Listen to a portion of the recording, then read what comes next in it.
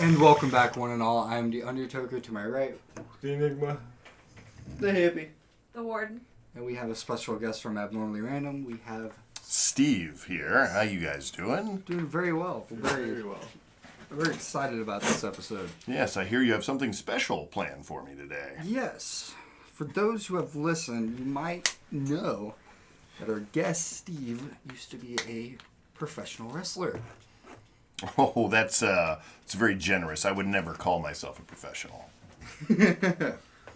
Now, we got a few questions for you. Okay, shoot. A little bit more than a few. We're going to kind of go on a first ever Toker Waits interview Oh, cool. with a semi-celeb. But before we get started with that, we have a little sister quote of the day. Alright. Take it away, Warden. Little sister quote of the day. If our liver told us we killed someone, that would be cool. Okay. Okay. All right. You gotta get a little context. No, this stems from my mom watching this old crime story of this chick she knew and from this area. And she's like, they figured out the time of death because they took the temperature in their liver. Oh, wow. My sister's like, what? Yeah, that's usually what they do to deter, like if, Yeah. they do rigor and liver temp and all that stuff. Mm-hmm. Good fun things for those of you who are interested in how they tell how long it's been since somebody died. Which is Yeah, all the but time. I think about it constantly, night and day. I think about it constantly. What is my liver temp right now? Yeah, fuck. Am I doing good? That's all I want to know. Like, Probably not. should I go sit in the freezer for a little bit, or am I good? Oh, sitting in a freezer sounds kind of comfortable right now. Yeah. When I worked at Long John Silver's. Well, I mean, we sucked. are in the Bahamas right now. It is a little Yes. warm, but Little I mean, toasty. it's officially fall, guys. At least we get that nice, cool breeze. Right? Totally. Right? Indeed.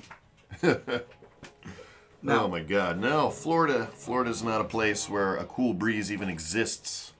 It's not a thing. No, it's definitely not a thing. You get that cool breeze place. from the How do trucks you guys passing live by. there? That really hot I don't. breeze.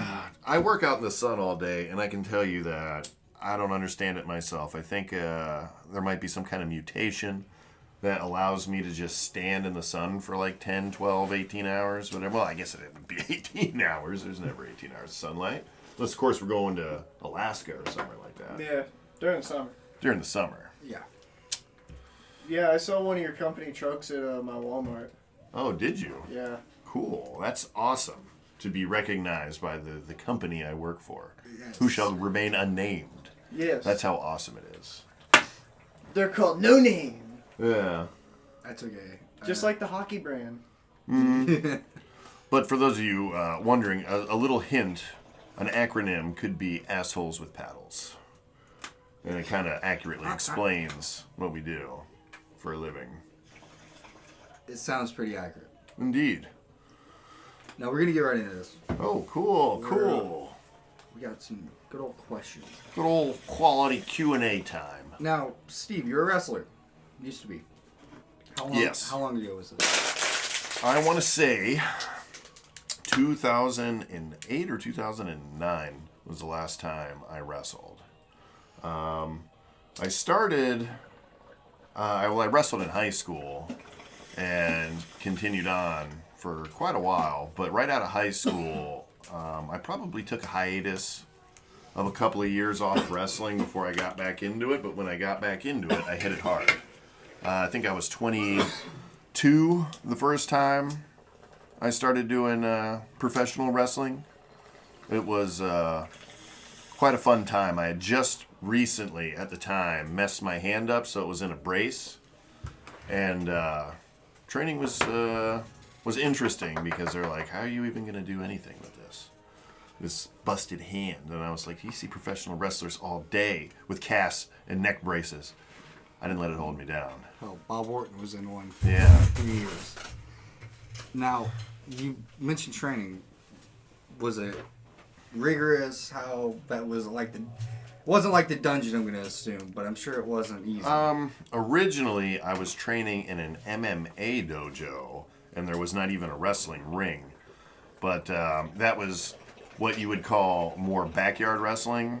Like, I would go around and do shows that weren't licensed or anything, I guess they would call it. People would wrestle matches without being trained. And they would usually just be a whole bunch of hardcore matches and a bunch of big boots and punching back and forth. A couple of power bombs that looked really, really nasty. Now, But- when you first started training, how much did that affect who your character would be or what your moveset would be in any way, shape, or form? Originally, I wanted to be a high flyer, but as you can tell, I'm kind of tall and lanky, so high flying was a challenge in the beginning because when you wrestle and you get professional training, the high flying is like one of the last things they're going to teach you. They want you to be skilled in your technique and execution of the most basic maneuvers and strikes. And let's just say before I sought out professional training, I was injuring myself, let's just say a little more than I probably should. Flying Hurricane Ranas off the top rope. Tried to do, well, I mean, I successfully executed multiple times the running shooting star press off the ropes. What? Yeah, it's pretty impressive to see someone like 6'4" in the boots doing it. But I never, like, when I went back and watched the footage, it never looked really clean enough for me. And the problem was, once I got to doing professional training, like I said, the high flying stuff is like the last thing that they want to teach you.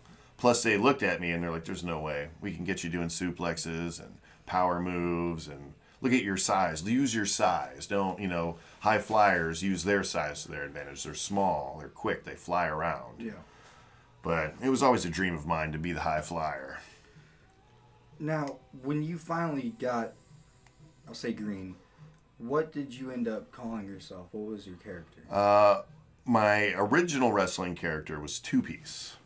And pretty much all I did was I had my signatures were the knee DT, which is what I called it, which was like a not, I wouldn't say a leg lariat. It's more like an arm bar or an arm twist into like a DDT with your leg. You wrap your leg around the person and then, you twist the arm and use the force of their own body weight and everything against them and drive them right on their dome. Right on. And my finisher was, of course, the running shooting star press. Man.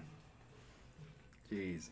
And now, 9 times out of 10, how effective was that? The maneuver? Yeah. Well, if you were to look at my matches, if you were to go over every single one of my matches, I have exactly 0 wins on my record. Really? Yes, because, the new guy doesn't always win. And I was more of a face than a heel. But, of course, the underlying backstory to the character two-piece, how the name even came together, was 2 personalities. 2 pieces to a character. One which was kind of mean-spirited anyway. Both characters were really what you would call a face. Like, the crowd was always behind me, even when I was trying to do the other persona of evil two-piece. Yeah. So, at times I'm assuming you'd be a tweener? Because I feel like that'd be a good character to pull for that. A tweener, like I said, I couldn't help it that I got over with the crowd, no matter how hard I tried to be a bad guy. Man, it's just bringing back some memories. I used to, during my second match, after I started doing my training, of course, my trainers had no idea I was taking part in these matches, but they had the internet and they knew what feds I ran around with, so they knew.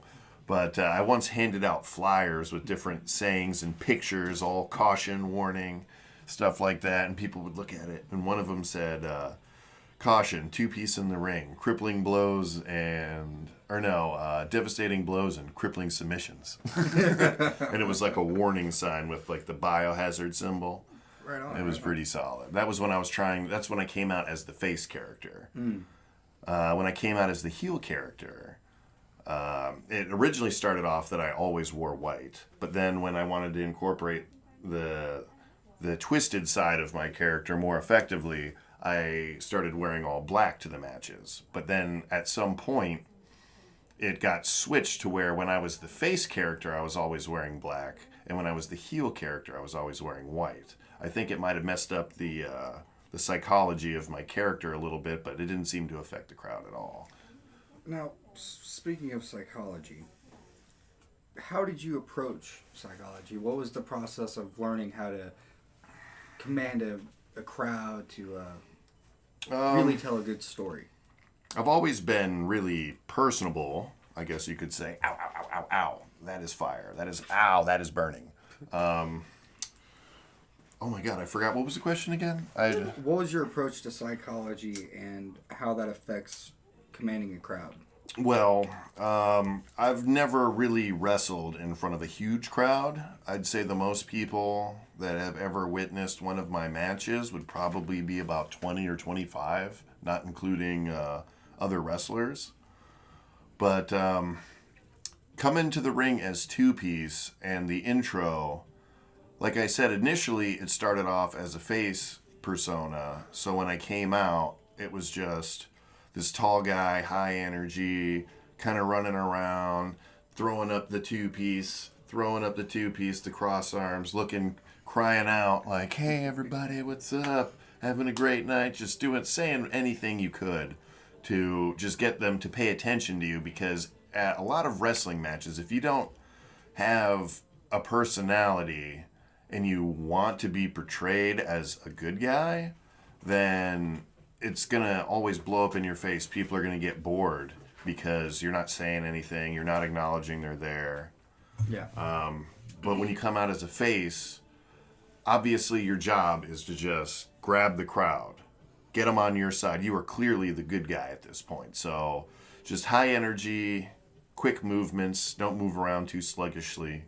When you come out as a heel, you want to obviously be hated. So when you approach the crowd, after you're announced or whatever, you always want to stall, delay. You just kind of like slowly walk around, maybe talk shit a little to the crowd. Yeah. Mention how bad it smells here in whatever town this is. And that you clearly knew when you got here because you smelt the stench. Now, the character two-piece, what does that character mean to the man Steve?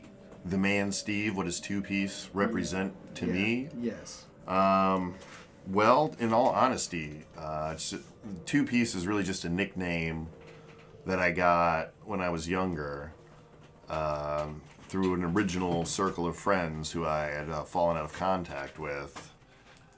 But it was pretty much just like a recreation of the persona that I wanted to be as opposed to what I was. Two-piece originally, I want to say, was an experiment in the ring, and it just stuck with me. Right on. So it went over well, I'm assuming. It went over well, not with some promoters and some, let's just say my regular personality as opposed to my persona in the ring. Let's just say I clashed heavily with other personalities, mainly with people in charge early on in the beginning. And it hindered my ring time a lot. What all promotions did you wrestle for? WHW, which was Weeks House Wrestling. That's way back in the day. That's like the Backyard Wrestling Fed. There was SXW, Southern Extreme Wrestling, which was also kind of another backyard fed. I mean, they were licensed and everything, but they let just about anybody wrestle, which some people got hurt because of ill training and ill preparation going into a ring, just thinking, "Oh, well, I see this on TV. I can do this." No, not everybody. Not everybody can do it. And honestly, I don't recommend anybody does it without the proper training, but we all start off in the backyard if you think about it. Those who are wrestling fans since little kids are always going to go out back and clothesline and Irish whip, your friends or your brother or sister, whoever.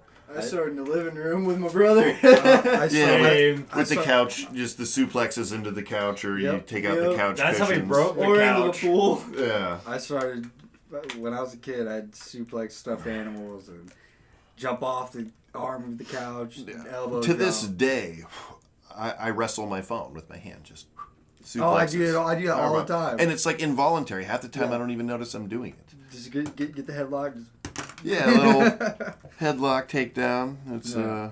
just little hand moves. What was your favorite promotion that you worked for?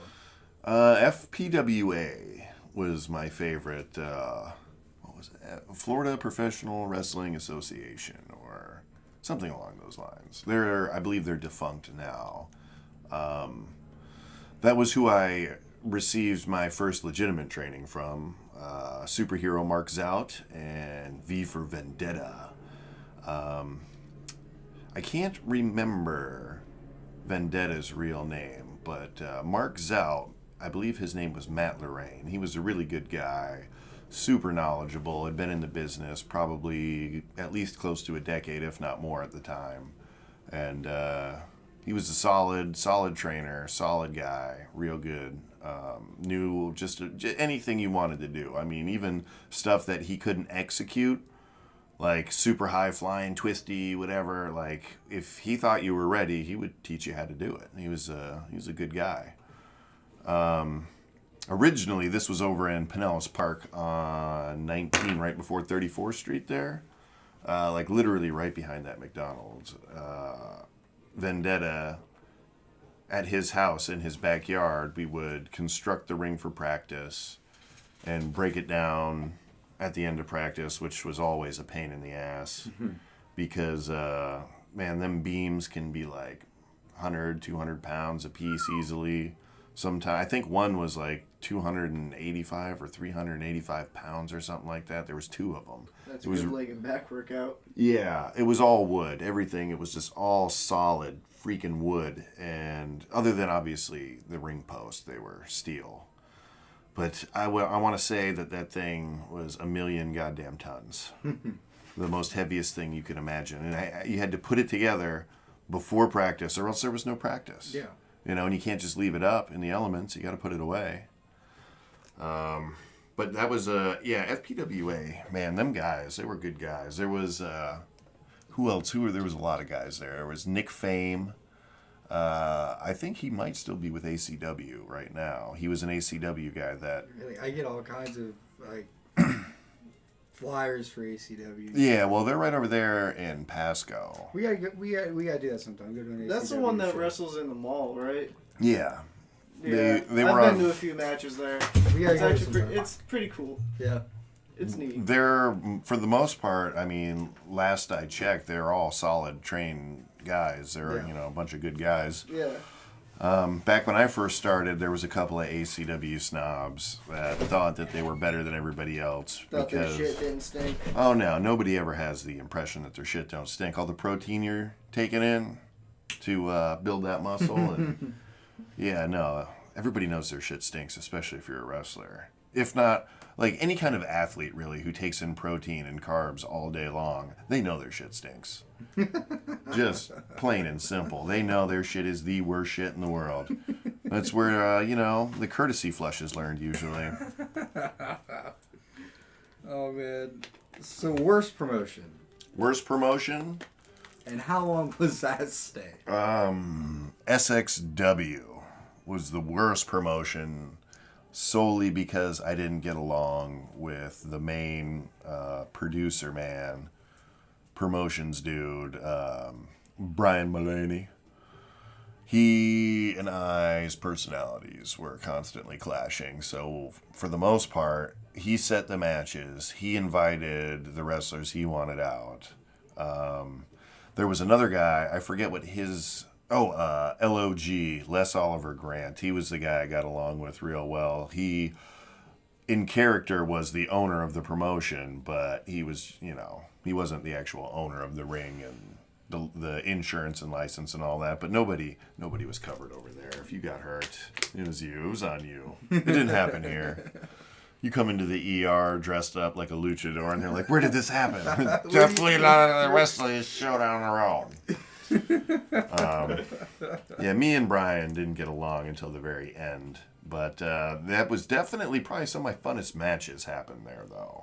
Yeah. Like I wrestled my buddy Eric Weeks, who went by the Jerk. I forget, he's in a legit promo out in Tampa right now. And I'd have to look online and remind myself what he's going by. But at the time, he was the Jerk. And it was the cleanest, most fluid match. I mean, there was some sloppy things that happened, but nobody got hurt. It was just a beautifully executed match. I sat down on the way up. It was in Jacksonville. The whole ride up there, I was just sitting there with the notepad, like, what can me and Eric do in the ring? Would you say that the Jerk is your best opponent? Yes. Yeah. He was definitely the easiest guy I've ever wrestled in my life. And it was, like I said, even though I hold a record of like 0 and like 8 or something, I consider every single one of them matches a win, except for my match with Damon Reckoning. Would this be your worst match? That is it's my most hated match, not my worst match. My worst match was against a supposed trained wrestler that went by the nickname or the persona of Irish Rich O'Reilly. That's a good name. It is a very good name. That's a good name. His gimmick was solid, but when it just came to wrestling him, he was a shoot wrestler. So there was no calls. No. There was no. Like I never witnessed him wrestle before. I think I might have seen him wrestle twice before, and his movesets were just all over the place. So when I tried to get a little pregame going with him before our match, he kind of agreed to do a bunch of things that never happened, and it kind of threw the whole match off. And there was at one point in the match, he had I was running the ropes, and he was supposed to miss 2 clotheslines and then connect with one. I had thought that he had heard the call because I made the call, and then we started the sequence like nothing. So I was like, boom, he heard it. This is going to be perfect. And when I went to go take that 3rd clothesline, I was going to do a backflip bump. And he completely swung over me as I was leaning into it to go off, and I didn't get the momentum. I was expecting a little help and push, and I didn't get it, so I ended up landing directly on my dome piece, catching a concussion. Oh, man. And I actually had to wrestle in a fatal 4-way later that night.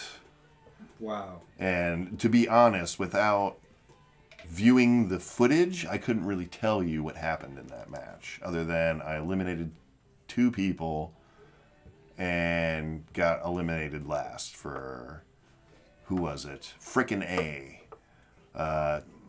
Buddy from back in the day, Alex Frick. He was I think he was the champ actually at the time. And that was a title match. But again, I had caught a concussion earlier in the night. Wow.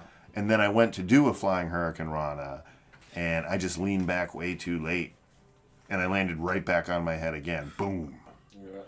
So that's why I can't really remember what happened in that match, other than what after I saw it, like the footage after, is all I could really tell you. And I have to go back and watch it again, because as I try and remember, those are the only things that I can legitimately tell you about it. Any other injuries?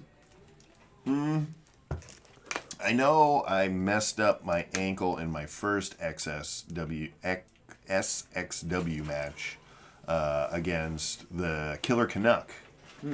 Our buddy Ben, he was like, Please tell me it was a hockey gimmick. He was at least 6'5", almost 6'6". He was a big guy. And should have been called the Goon. He was, he wasn't just tall, like he was kind of wide. So like he was a big dude. Yeah. And he was what you would call a super face. Like just because of the size and the fact that he basically is Andre the Giant in the ring. And no matter how much he wanted people to hate him because he wanted to be a bad guy, it just was not possible. He could sit there and call some, guy's little girl, oh, she's a fucking slut. He never did. But if he did, that guy'd be like, oh, that's so great. You know what? We're getting a picture with him after the show. He was just such a likable character. And he had a setup of, obviously, the giant walk, where he would crush your ribs as he walks over you. That's great. And then he would do the avalanche into the turnbuckles, and he would do a choke slam. He would do a power bomb, but like his most famous maneuver ever, his signature was the shaken baby, which later Vince and the Fed stole and gave to, I forget who, but somebody on Raw stole that move maybe 6 matches after Ben had introduced it. Wow. Yeah, just came right in. You can't tell me Vince wasn't looking at YouTube trying to get ideas. Yeah. Now, did you have any like gimmick accessories like masks, catchphrases, certain costumes? No, not really. Basically, I wore white windbreaker pants and a wife beater, white. And then I had, at all times, black elbow pads. And I had knee pads under the windbreakers, but you never got to see them. And I had a pair of white boots, really nice ones. I think I still have them somewhere, to be honest. Really comfortable. They probably gave me an extra 2 inches. Right on. So I was like easily 6'5", 6'6" in those things. But I didn't have a weapon. I didn't have at one point I had a guy come out with me, and he was a little short feller. Some would say a midget. Called him Biscuit, 2-piece and a biscuit. And I didn't even get to wrestle that night. So like that gimmick just disappeared. Like completely. The guy never came back to another show again. Oh man, that's great though. 2-piece and a biscuit. Yeah. The thing is, it was going to be an epic intro. And my match got canceled because I got into an argument with fucking Brian. And that was that. Brian sounds like a dick. Well, I was a dick too. But he was definitely a dick. But that wasn't his fault. Because I was initially the one being the dick. So... Wrestlers. So I have no... Listen, brother, I'm the one that needs to go over tonight. Yeah. I don't know, man. He's got like 3 titles on him. Yeah, no. So I pretty much, that was a self-inflicted wound right there, talking about other injuries. It was a good 4 months before that guy let me wrestle again at any of his shows. I ended up being the camera guy and the ref. Oh, man. Now, you have a outstanding record of losing. Yes. But did you ever somehow slip like a roll-up title win? Did you win any titles? I've never held a title in my career. No. I've had a couple of title matches, but they were essentially put-over matches. I've had a couple of squash matches, and yeah. But, I mean, again, to be the good guy, you got to lose a lot before you get that big win. Yeah. I've never known a heel really to just lose all the time. The Miz. Well, there you go. I suppose that's true. Even though he's like the second greatest IC champion. Yeah, Intercontinental, baby. Any advice on how to get started into the business? Well, I've already mentioned at least one reputable organization that's still around that they have trainers and you can always buy into. Definitely just ask around at your local feds. Any show you can find your way into. There's some out in Tampa. There's a few in Ruskin. But there's really none here in Pinellas County that come to my mind right now. Yeah. Like I said, the organization and the group that trained me, there was some unfortunate circumstances that befell basically all of them. Their own individual circumstances, but all unfortunate. And the Fed kind of dissolved itself. What was your pre-match preparation? Pre-match. Well, a lot of squats, a lot of stretching. Always a lot of squats. Endless goddamn squats and push-ups. Lots of push-ups. Why so many squats and push-ups? Squats, man, it just, works out your thighs. Gives you that jump, Just, gives you lift in the ring. Extra high choke slams. Yeah, sure. But just squats, bro. If you're going to get into wrestling, prepare to do a lot of goddamn squats. A lot of running, too. What was your process of creating promos? I've never been in a legitimate promo ever. Oh, my. Yes, only really pre-match promo. I think I've had 2, and they were all impromptu. Right as I'm about to walk out, someone comes up and goes, "Oh, by the way, take this." And I'm like, "Oh, shit." Thought we were just going to get into introductions and gone, but... Did you have any training in promos at all? Or other than my immaculate personality? Yeah. No, not really. Man. Watching Stone Cold, definitely The Rock. The Rock was great. cuts, and still to this day, even though he's not as active as he was back in the day, because obviously the man is making so much more of his life. Man, that guy, just the ultimate guy on the stick. Somebody I think I would draw from if I was being forced to cut a promo is the style of Jake the Snake. I loved his style. He was real somber, brought you in. Real somber, driven, thank you, Jesus. Yes. 3:16. What? What? You can thump your Bibles, what? What was your favorite match style? What do you... Extreme Rules, ladder match, stipulation. Just a matches? straightforward wrestling match. No falls everywhere. DQ still, DQ still in place. Just traditional 1, 2, 3. Yeah. Ring the bell. Traditional No submit tags. or pin. So you were a big fan of the traditional style of wrestling. Oh yeah. I'm a big fan of holds and groundwork and chain wrestling. Like, Speaking of chain wrestling, Yeah. What was your approach in the many styles of chain wrestling? my approach. I'm not even sure how to answer that because I'm not sure I follow. But my approach is just straight technical wrestling. Like, if you're a good mat wrestler, chain wrestling is going to come naturally because that's all you're doing. You're mat wrestling back and forth.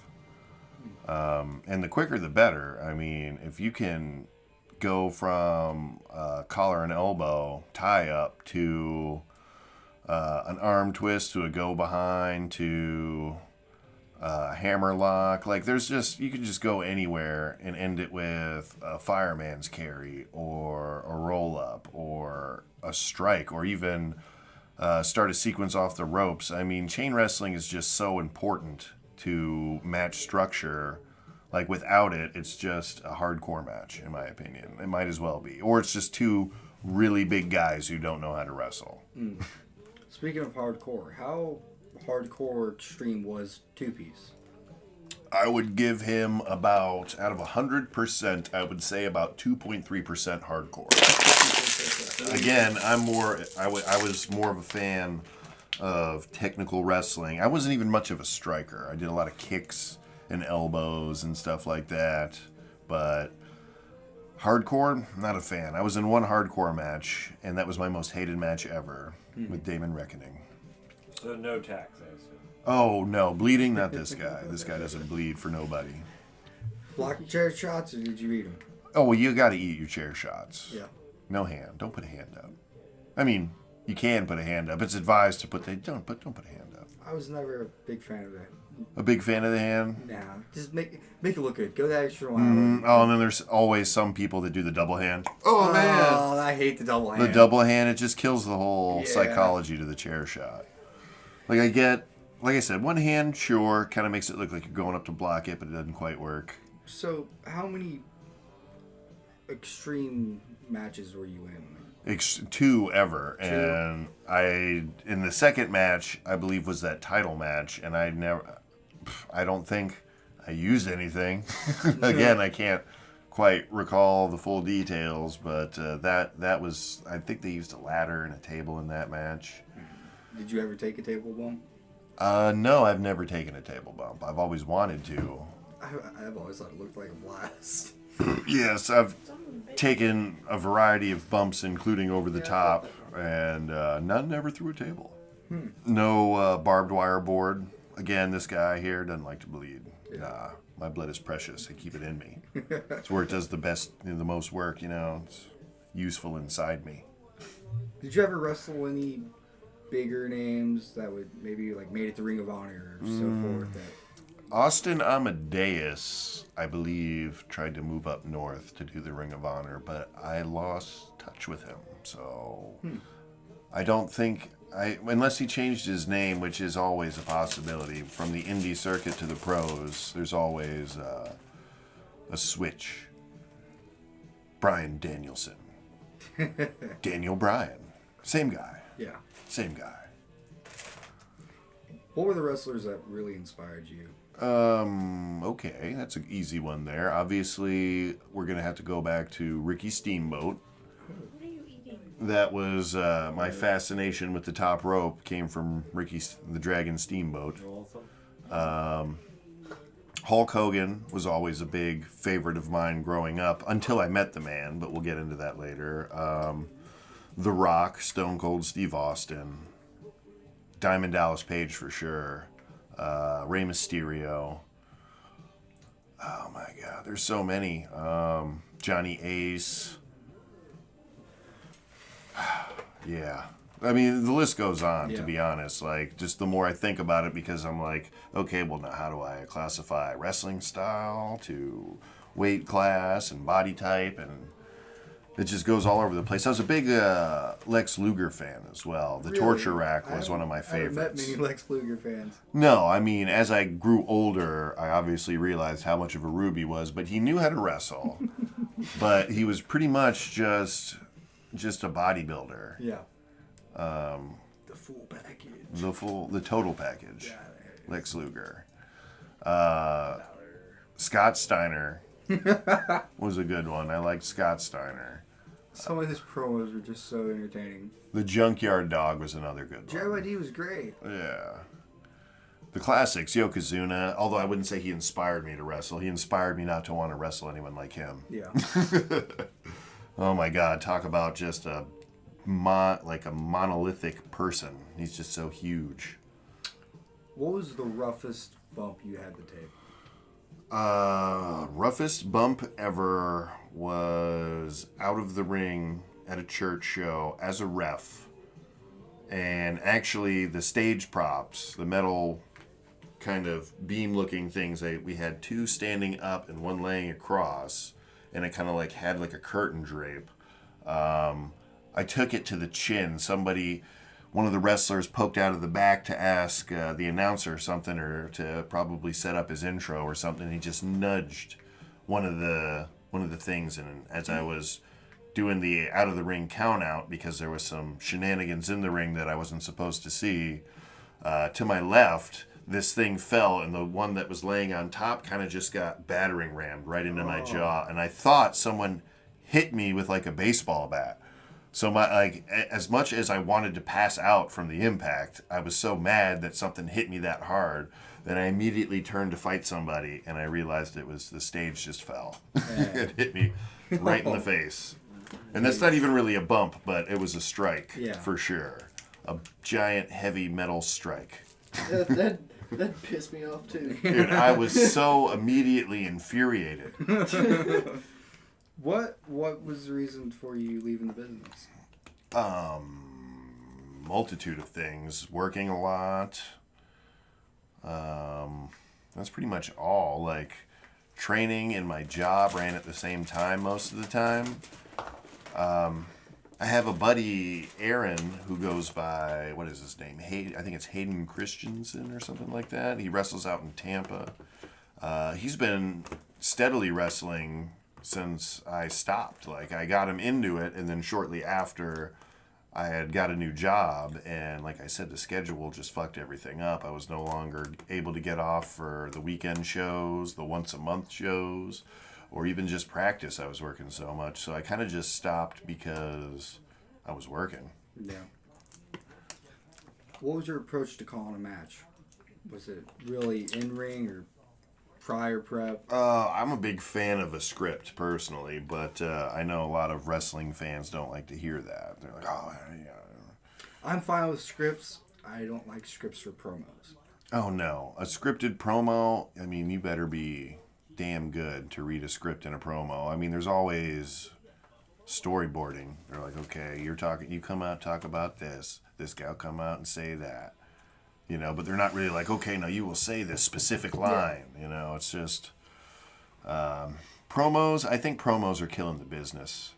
Like, they're pretty much the reason why I stopped watching wrestling on TV is because in a 2-hour program, you get an hour and 10 minutes of promos and then just 50 minutes of, well, not even really, because then there's commercials and certain people, I believe, just shouldn't be on the mic. Yeah. And Vince has a problem of putting sticks in the wrong hands, in my opinion.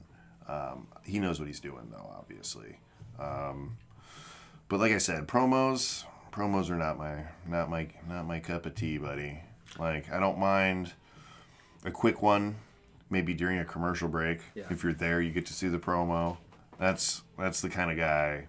I'd like to say I could be good at it, but another part of me is like, I don't really think I would. You just got to know, it's all persona. If you Yeah. know your persona and you know the situation, the reason you're going out to cut a promo, it should all come naturally. Yeah. But a lot of people have that anxiety. They can go out and wrestle in front of 100 people, but can they go out and speak in front of 100 people?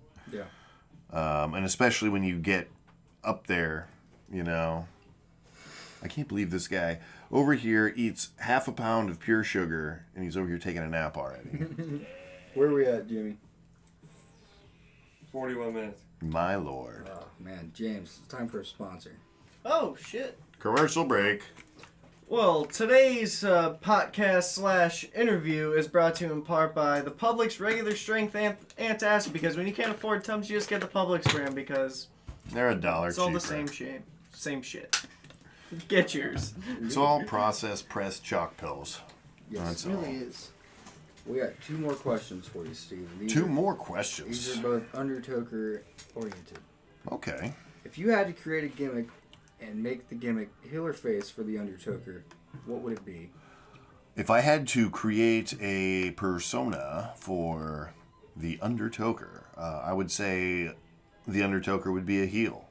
The Undertoker would be a heavy striker.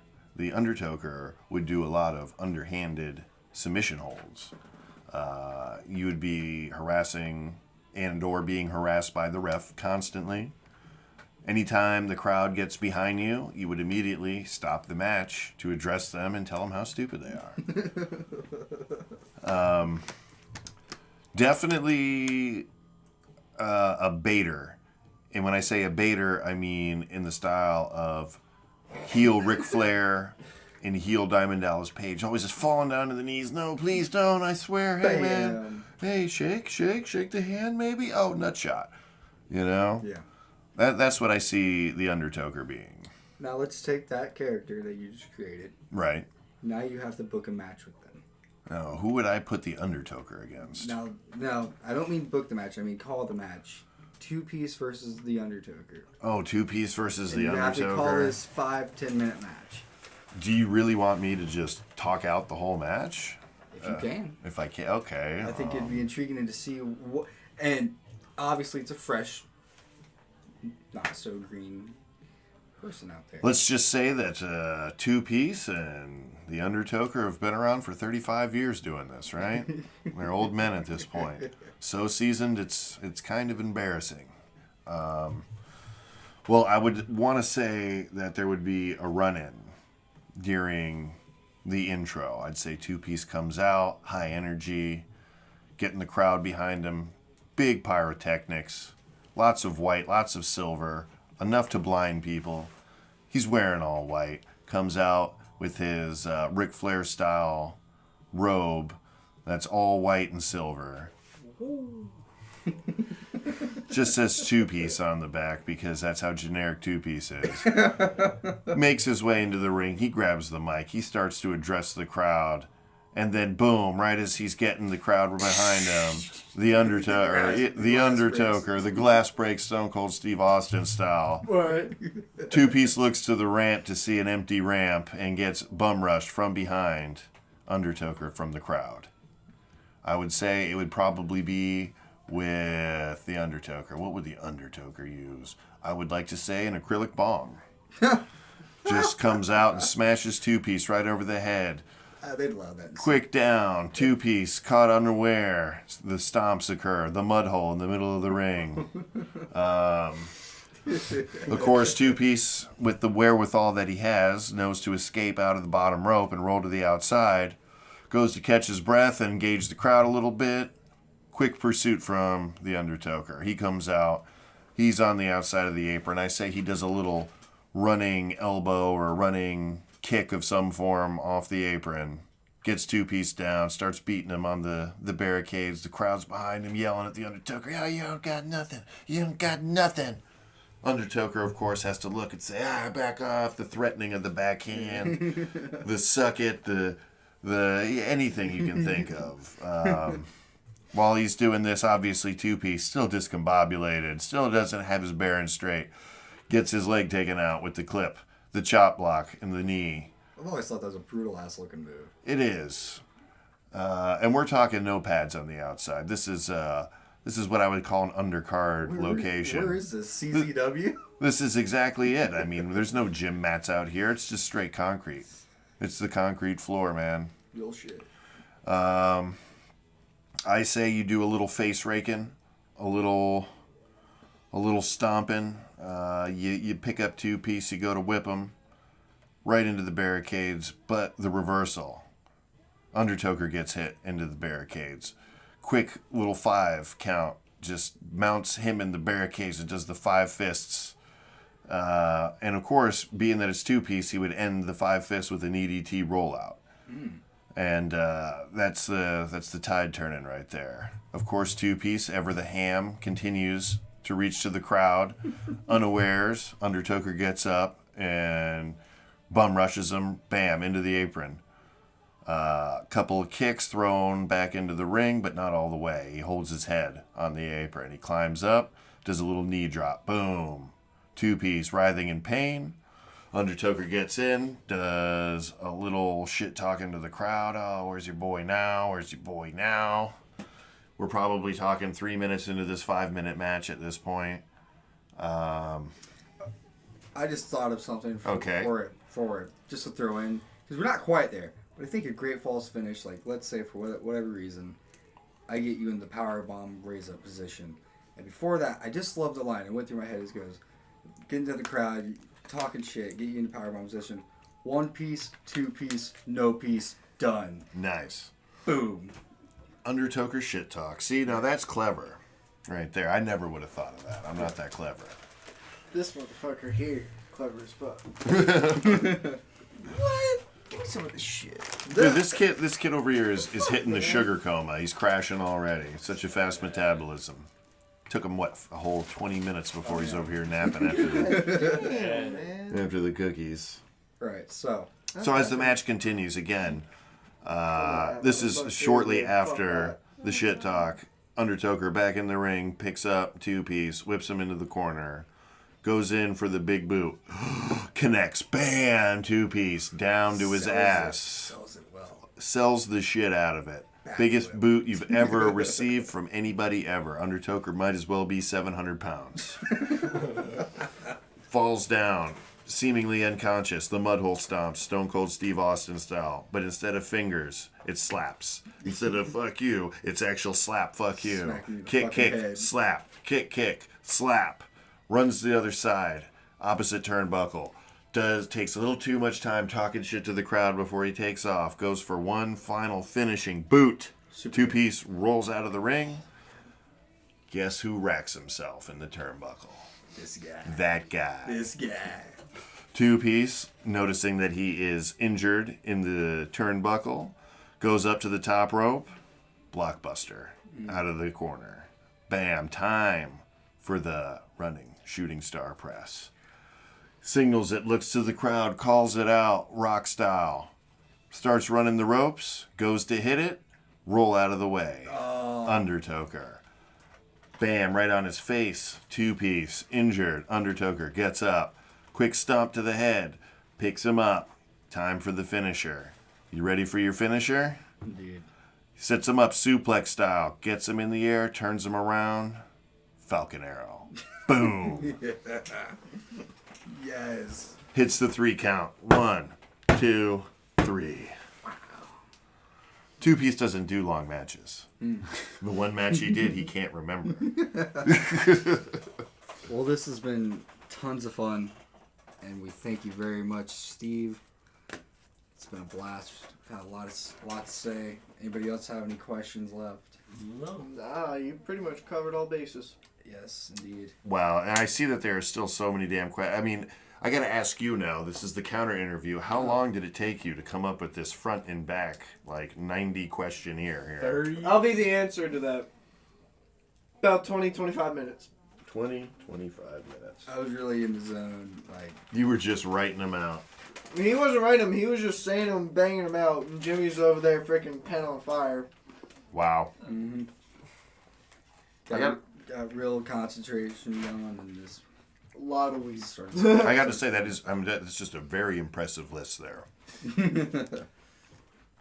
We thank you very much. Well, thank you.